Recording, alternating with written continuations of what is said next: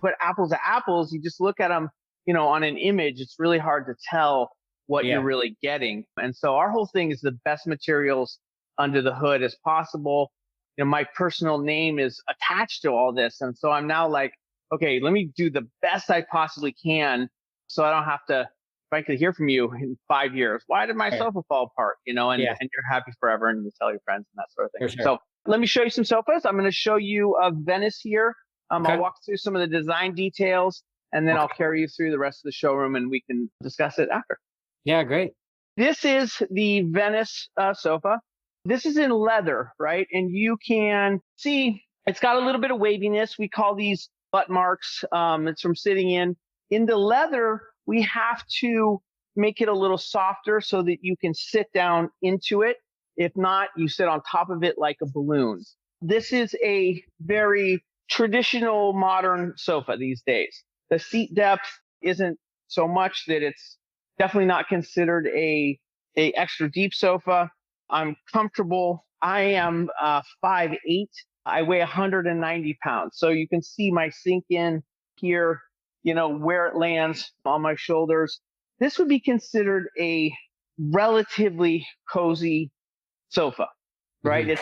It's got some sink. This particular cushion is our foam and trillium cushion. It's basically a piece of foam. We wrap that in a cover with this stuff called trillium in it. Trillium is really what's called a micro denure. It's sort of like stuffed animal fill, the polyester that's in a stuffed Mhm. animal, Yeah. except they rake it really fine and then they apply a little bit of silicone. That makes it feel like down. I don't use any down.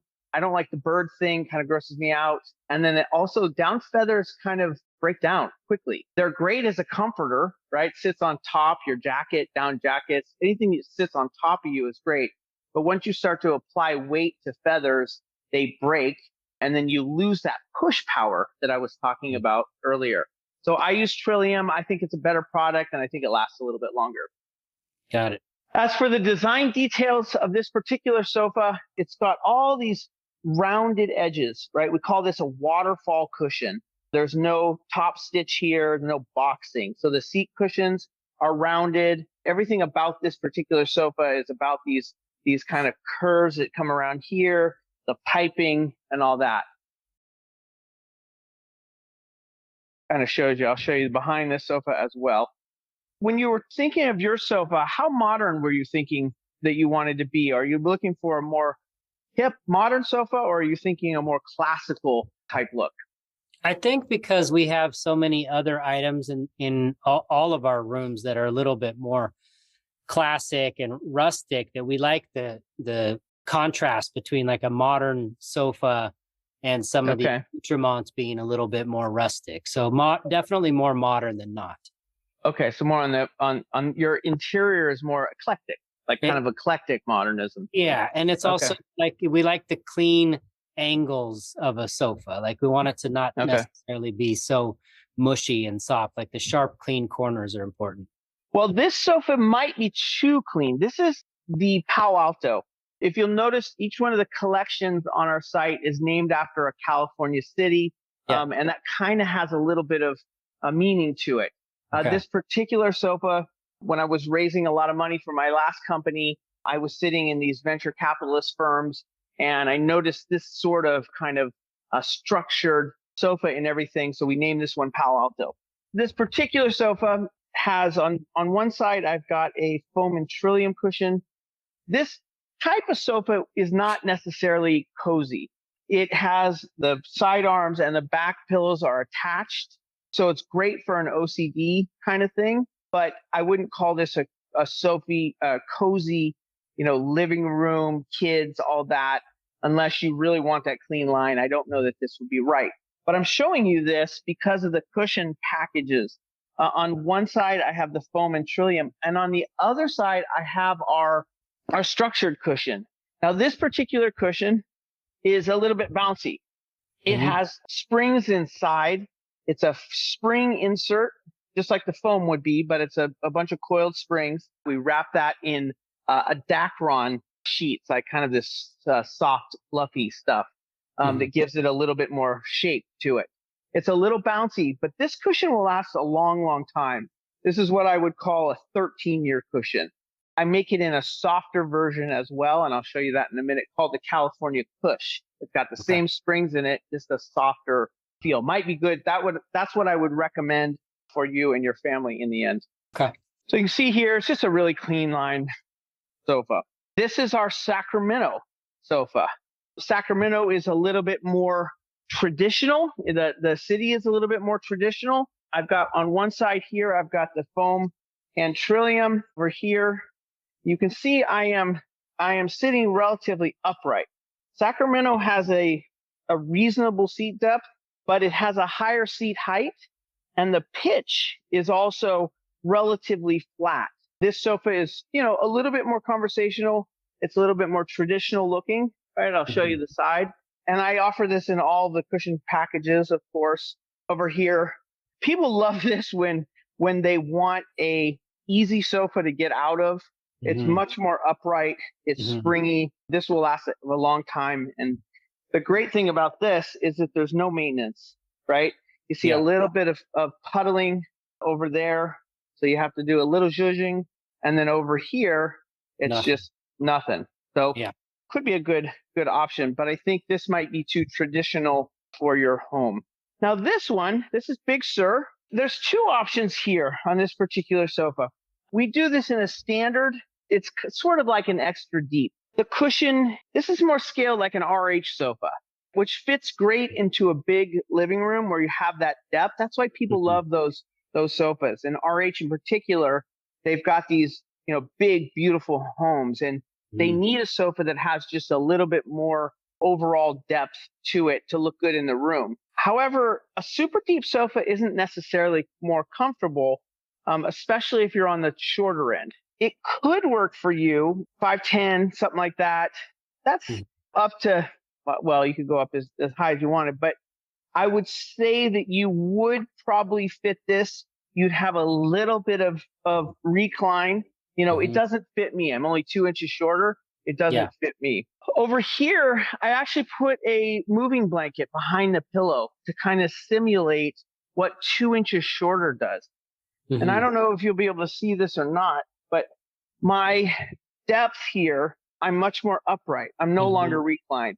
We make these custom all the time for people. We'll do little custom tweaks here and there if needed, but this is one thing that we do. This sofa might be a good fit for you. It's a little bit more on the transitional side of modern. But when I'm looking around your home, kind of in the background there, it might be a fit. It's got a nice wood base. It's clean. It's up on legs. It's got a nice wood base all the way around. Back here, you can see that moving blanket that I put there. So it's a nice clean one. Yeah, I like that. And then this one over here, this is Oside. Oside, Ocean, California is a beach town. I joke you got to look, kind of good on the front as you do on the back at the beach. You'll see when I move you to the back, this particular sofa is as beautiful on the front as it is in the back. It's got a really beautiful leg design. So if you have a room that you can show off the back, this is a really, really good one to have. If you see, I am sitting into this nice corner. This is the money right here. Like this corner feels great. This is, it's standard sofa. We sell it, of course, in all the shapes and sizes. But with the arm pillows, it's like being in the corner of a sofa. Right? People love the corner, although you have to sit all crooked. I am sitting on the California Cush. This is the spring version, right? It's a little bit softer. This would be more of a cozy vibe. This is probably the cushion for you, given that you don't want to do a lot of fluffing. You're at a relatively high OCD level. You don't have to fluff much with this particular cushion. And this sofa I'm sitting into, it's relatively cozy. I would even say more than relatively cozy. It's one of our more cozy feels. Over here, I am going to show you the foam and Trillium. And I'm going to move this out of the way so I can kind of sit in the center so you can see. Foam and Trillium is slightly more firm than the California Cush, just slightly, right? So some people like that, but it doesn't have the, 13-year, and maybe it's a little bit more fluffing. Still a 10-year cushion, but maybe it doesn't have that little bit of fluffing. Mm-hmm. Or that I should say the California Cush doesn't have as much fluffing as this. There's still a little bit, but it's not bad. This particular foam and Trillium, I've been sitting mainly on that as we walk through the showroom. Okay. So let me show you the back. Do you have any questions so far? No, I really enjoyed watching you sit in the California Cush in that corner spot over there. Yeah. Like I felt really like I could feel the comfort. Like that was nice to visualize. Nice to see. It. Yeah. Yeah. Check out this. So this is the back leg. Yeah. Right. So it's kind of a little bit of a Scandinavian look. Yeah, that's pretty. This is the white oak. We have it in all the different wood, walnut, blonde wood, solid walnut, stained walnut, espresso, all of those. Okay. Over here, this might be a sofa for you. I'm not quite sure. This is more on the mid-century modern side, but some of the eclectic living rooms, people like that more kind of mid-century look in a house with that eclectic feel to it. This cushion here is a bench cushion with a little bit of tufting. This is basically maintenance free. The problem, there's a pro and con to bench cushions. People always ask me, well, for a long time I never did bench cushions, but I have started to do them, and we call every customer. Any customer that orders a bench cushion, we see it and we call you and we tell you the pros and cons, and there's both. The pro is that you have no, lines in the seat division or anything like that.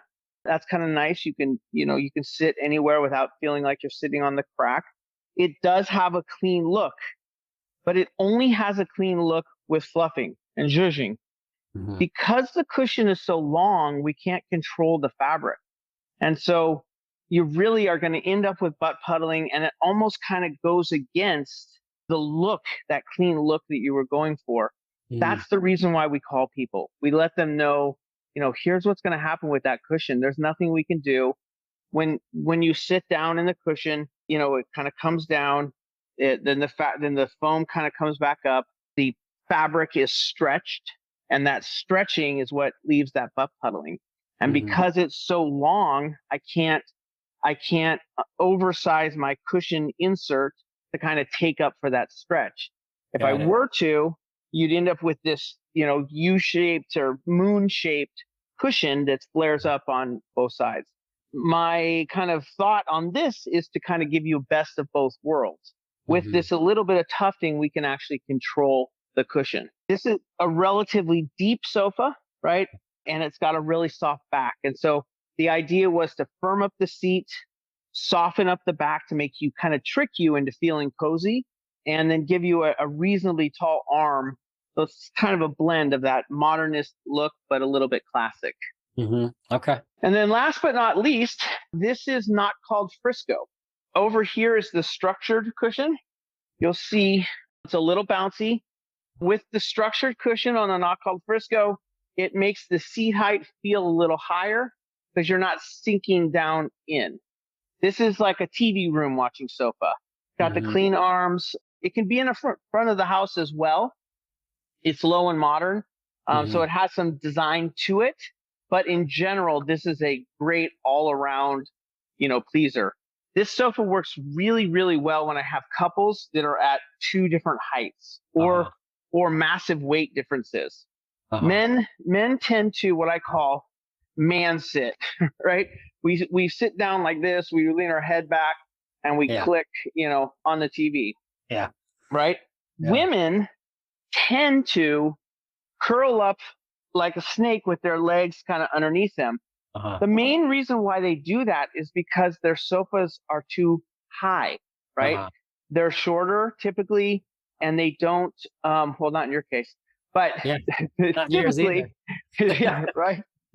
They tend to fit the sofa, their legs don't touch the ground. Yeah. So they have no choice but to kind of sit up and curl up like that because they can't find their way into a comfortableness. So they have to kind of put their legs up like that. However, With a softer cushion, and this is the California Cush over here, we sink down in, right? We sink down a little bit lower. Notice how low I am compared to what I was. Men typically like, I found they like this taco feel, right? Where their knees are up higher than their belly button a little bit. They sink down in. And then that kind of, low sitting like this, of course, is really comfortable. A shorter person will fit in this really well too, because they've never touched their feet on the ground, right? And so it feels really comfortable. They can sit back and relax. So this could be an option for you as well. Can I see the legs on that? How is that? How high is that off the ground, or how does it sit? Well, this is about a 15, 16-inch seat cushion in height. I don't know if can you see those legs? Yeah. Like down there. Just got a simple block leg, keeping it hovering a little off the ground. One thing with the seat height that I should mention is I try to actually stay away from those numbers. The reason being is we get caught up in seat depths and seat height. It's very difficult to carry those numbers from one sofa to the next. So when you're shopping, some people go down these rabbit holes of like, I need this seat height and this seat depth. A lot of it has to do with softness, pitch, back pitch. Those all play a significant role. So I always tell people, use it as just a kind of loose idea. It makes it difficult. If I were to give you, well, like we saw here, right? I have a 16-inch seat height, something like that. And then I'm soft over there. I'm sitting way down in. Yeah. And if you were to take that measurement and translate it over to here, it would be a very different thing. You'd be disappointed. So you can only kind of use that as like a light guide. Yeah. And then I guess we should talk fabrics. I'll bring you back through, and I'll give you a little fabric. In terms of the sort of mix and match, the ability to order one particular style and then go through all the different fabric options, but all the different fabric options are available for every style, right? Yes. In addition to fillings, so you could do any number of the things that you just spoke about, with the exception of the bench cushion. Right? That's a little different. We have some of the bench cushions on as an option for most things, not with the tufting, though. That tufting is just kind of reserved for that particular sofa style. But we do have bench cushions, the seat cushion differences, the wood options, and of course every shape and size. So, if you wanted, I don't recall what you had, but if you want to replace that sofa with a sectional, we have it in all the various shapes and sizes, sofa chaises, and then of course the standard sofas in all the different shapes and sizes as well. Fabrics, we have all performance grade fabrics. They are polyesters and polyester blends. This fabric here is the MadeRight. It has a 200,000 rub count. But when we speak to rub counts are when you can rub the fabric together and it will show significant wear, right? So 200,000 times it will show significant wear. To give you perspective, like really what that means, a linen sofa, say from back in the day, everyone wanted linen sofas from say like a Pottery Barn. Linen sofas have a 7,000 rub count, ridiculously small. Yeah. A older Pottery Barn sofa, maybe even like the fabric that you're in right there, that has a 15,000 rub count, right? Commercial, going all the way up to commercial use, restaurants and lobbies and stuff like that, 50,000 rub count. So you can see at 200,000, we're so far beyond rub counts. It's kind of silly. We offer between 70 and up to 200,000. So some people get kind of stuck on that. Oh, I want a more durable fabric. It's kind of like way past mattering at that point anyway. They're polyester. Polyesters will ball up a little bit. If you have excessive pilling, is what it's called, then there's something wrong with the fabric, and that's a whole nother issue. But a little bit of pilling for polyester happens. It's worth it because of the cleanability, right? So the trade-off for a tiny bit of pilling is the trade-off for cleaning, right? Polyesters clean really well. That's kind of where the performance comes from. Stains tend to sit on top. They're easy to clean. I always recommend, just some soapy water, kind of, then keep kind of pouring a little water on it, blot, never rub, right? Rubbing kind of sands the fabric a little bit, kind of leaves like a rub mark on it. So always blot, soapy water. And then if it's a really tough stain and you can't get it out, one trick we found over the years is Resolve carpet cleaner. A little bit of Resolve spray on Resolve carpet cleaner will really do wonders. So I've got a bunch of colors. This particular fabric, the MadeRight, is really good for cats, right? I don't know if you have pets, but cats tend to not claw velvets. They do pretty well on this stuff. Anything that has a really fine weave. That said, this is not good for cats, but I love this fabric. I use this fabric in the showroom because it sews so well. It tailors really, really nice top stitching, and it doesn't show any waviness that you would typically see, in a fabric. Any questions I can answer? I probably got you spinning in all different directions. Is there a design that you liked? I think that it's a combination of a couple. I forget the name, my geography on the first one. What's the leather Venice. one? The Venice. Yeah. I like the look of that one, and then also, like I mentioned, when you sat down in the California Kush back in the whichever was the O side, the one on the ocean side. Yeah. Like there's an interesting combination between those two that feels both aesthetically correct and then also comfortable, because I think the more the more I walk through it with you and have the opportunity to see the more structured modern ones feel a little bit, for our tastes and our purposes, probably a little bit too officey or sitting room at a whatever than what we've had and what we're looking for. So I think being able to see those two together, I think some combination between the two is. The Venice and the O side are similar frame dimensions and ergonomics. Yeah. So what I tell people with the Venice can work with and without the arm pillow. So if you don't want that arm, we ship it with the arm pillow, but you can put that in a closet or get rid of it. That kind of cleans it up, makes it a little modern. O side has a little bit taller of arms when the pillows are removed, and so it looks a little goofy in that case. In your case, though, and looking at your setup, I assume the sofa goes there. Is that the one you're replacing? Yeah, the one I'm on. Yeah. You're paying quite a bit extra for O side because of that beautiful base. So if you're going to push it up against the back of the wall and you're in between those two sofas, the more economical choice would be Venice. You're right. If you have it floating in the middle of the room, the O side, would be great because you can actually see the back. Okay. And the difference between the framework on the Don't Call It Frisco, what is it called? Not Called Frisco? Not Called Frisco, Which I appreciate, by the way, having, as you know, lived there. What's the structural difference between then the Venice and the Don't Call It Frisco? There is a little bit of difference. I mean, they're both made out of hardwood frames. They both have what we call a sinuous spring on them. I would say the big difference is that Not Called Frisco is a little bit lower and there's a little more pitch to it. And that gives it its reclined, kind of feel to it. It's got bigger boxier arms. It's much more of a loungy type thing. It's a relatively low sofa. If you've got old people in your family that maybe are coming over all the time, it might be too low for them. They're not going to get out. Yeah. They're not going to get out. If you have a big modern home and you kind of need that low feel to match the home, it's a great sofa for that. And then, of course, TV rooms. But in your case, from what I can kind of see, Venice and O side are great. They do really well. Let's just put it that way. So, last question that I have is a chaise or a chaise like option available so that you've got that extension but no arm kind of a thing, or no back?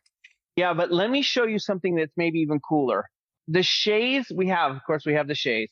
Chaises are an interesting beast in that, again, going back to everything has a pro and a con, right? Yeah. While the chaise is great for TV watching, right? You sit up You can put your feet up and all that. It's made for that. It's reading a book, that sort of thing. However, as an entertaining sofa, chaises tend to make people feel weird. They don't know where to sit. Are either going to sit on the end of it upright, or they're not going to come to your home typically and just put their feet up on your sofa. So in that environment, it's a little weird. We have another thing called a bumper. And this is a fun little piece, and we offer it in multiple sizes. The bumper is sort of like a chaise, right? So you have this long section that can stick out into the room, but it's got a back pillow here that will kind of make it feel more like a sectional. And it gives you a spot to sit. So if you have room for it, this is a great option to give that a little bit of room. And you can still sit here, right? So you can still, lay down like this, or you can also sit here. The cool thing about bumpers, from a designer point of view, as an interior designer, we like to have these bumpers floating in the middle of the room. For one, there's no arm, right? And as a kind of feng shui thing, as much as I hate that term, but you kind of understand what I'm talking about. It guides people from the back of the sofa around, right? So if you were approaching the sofa from this side, right, you see this back here, it's very inviting to kind of bring you around like this. And it tends to keep a better flow into your living room. We make this in shorter sizes as well. Basically, it just needs to be big enough so that we can get enough of a cushion here. And it's a great piece. And typically you'll see interior designers use this when it's floating, mainly because of that arm, but then you don't have to have a side table there, something like that, which makes it even more clunky. Yeah, no, I'm glad. I'll just to sort of your mentioning of the usability of that chaise portion is and really. Go back to that image. Go back over there. And let me show you. See all that fabric wrinkling there? Yeah, in here. Right in there. Yeah. That's because we can't control that fabric. And if you look at the cushion to the right of it, or or the one sitting next to you, there's less wrinkling there. Yeah. Because this is such a huge piece here. Exactly. Yeah. Which kind of goes back to the bench cushions, right? Bench cushion, I get it. Same thing. And the problem with a chaise, it does happen a little bit on a bumper piece, but the problem with those pieces is that the cushions aren't flippable. Right. And that's one thing I should mention. Yeah. All sofas these days take maintenance. We as a culture have kind of moved down to these softer sofas. So a lot of times people ask, well, my parents' sofa lasted, 30 years. They still have it. Most of those sofas were fully upholstered. There wasn't a cushion. Yeah. Most of those sofas were springs underneath, a lot like a mattress, right? It was a whole different way of sitting. It was very firm. We sat on top typically, and it lasted forever. Now we've kind of transitioned into these softer cushions that take maintenance. So maintenance is flipping and right to left flipping. Anytime that you can flip a cushion from right to left, it's important, and anywhere, frankly, and then upside down, right? The reason for that is people sit differently, right? We have what we call ploppers. They go like this, right? They fall back, and they are slowly rotating this cover this way. And so it moves the seam on the front over to here. Yeah. If you flip that on a plopper, right, the plopper will push it one way and then push it the other, and it will kind of stay centered. You will sit in your same spot every night. I imagine that you and your partner have that. We tend to do that, right? In general, her side or his side will be very different in every sofa. So if you can transfer between the two, especially when you have a heavier person on one cushion and a not heavier person on the other, you will see less wear on that sofa, and it will last a lot longer. Yeah, got it. Well, this has been really helpful. I appreciate it. I have a lot of topics and new things to discuss with Tyler, and it's a lot. I know. Feel free to reach out. I probably have you spinning in a bit. If I were going to recap kind of what I felt like was the best choice for you, either the Venice or the O side. Seems like the Venice might be, if you like the look of it, might be the better design for you based on a little bit of money saving on the leg. The California Cush seems like the right choice for you as well, especially given the OCD level. That will keep that cushion from being less maintenance. So you'll have a cozy feel with a little bit less maintenance. Probably, something like that would probably be the what it sounds like you told me from afar. Yeah, I appreciate that. It sounds All right. good. Awesome. Well, have a great All day. right. And if you need anything, reach out and one of myself or the team or someone will get back to you pretty quickly. Thank you for taking the time to do this. All right. Have a good day.